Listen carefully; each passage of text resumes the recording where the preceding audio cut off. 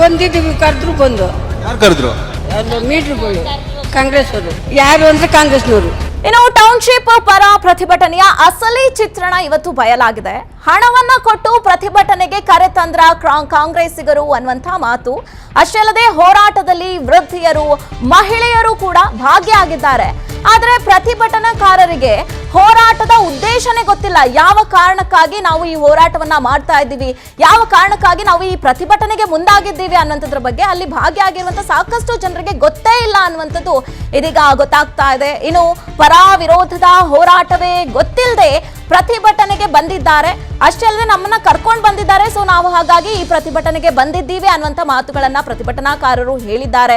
ಅಷ್ಟೇ ಅಲ್ಲದೆ ಹೋರಾಟಗಾರರು ಕಾಂಗ್ರೆಸ್ನವರು ನಮ್ಮನ್ನ ಇಲ್ಲಿಗೆ ಕರ್ತಂದ್ರು, ಅದಕ್ಕಾಗಿ ಬಂದಿದ್ದೀವಿ ಈ ಹೋರಾಟಕ್ಕೆ ಅಂತ ಈ ಸಂದರ್ಭದಲ್ಲಿ ಹೇಳಿರುವಂತದ್ದು. PNS ವಿಸ್ತಾರ ನ್ಯೂಸ್ ನಲ್ಲಿ ಅಸಲಿ ವಿಚಾರ ಇದೀಗ ಬಟಾ ಬಯಲಾಗಿದೆ. ವರದಿ ಮಾಡಲು ಬಂದ ಪತ್ರಕರ್ತರನ್ನ ತಡೆದ ಹೋರಾಟಗಾರರು. ನಿಮಗೆ ಎಷ್ಟು ಎಕರೆ ಭೂಮಿ ಇದೆಯಮ್ಮ? ನಮಗಿಲ್ಲ ಸ್ವಾಮಿ, ಕೂಲಿ ಮಾಡ್ಬೇಕು. ಕೂಲಿ ಮಾಡೋರು ಮತ್ತೇನಕ್ಕೆ ಬಂದಿದ್ದೀರಿ ಪ್ರತಿಭಟನೆಗೆ? ಬಂದಿದ್ದೀವಿ, ಕರೆದ್ರು ಬಂದು. ಯಾರು ಕರೆದ್ರು? ಗೌಡ್ರುಗಳು, ಮೀಟ್ರುಗಳು ಕಾಂಗ್ರೆಸ್ ಅವರು. ನಿಮಗೆ ಭೂಮಿ ಇಲ್ವಾ? ಏನಿಲ್ಲ, ಕೂಲಿ ಮಾಡ್ಬೇಕು.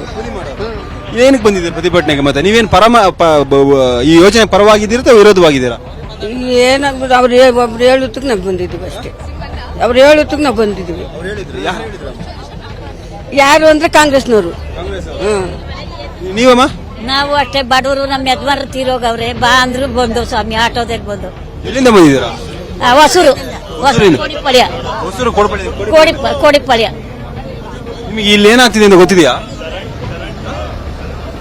ನಮ್ಗೇನ್ ಗೊತ್ತಿಲ್ಲ, ಬರ್ರಿ ಅಂದ್ರು ಬಂದವ್ ಸ್ವಾಮಿ. ಯಾರು ಕರೆದಿದ್ದು ನಿಮ್ಮನ್ನ? ಕಾಂಗ್ರೆಸ್ ಅವರು.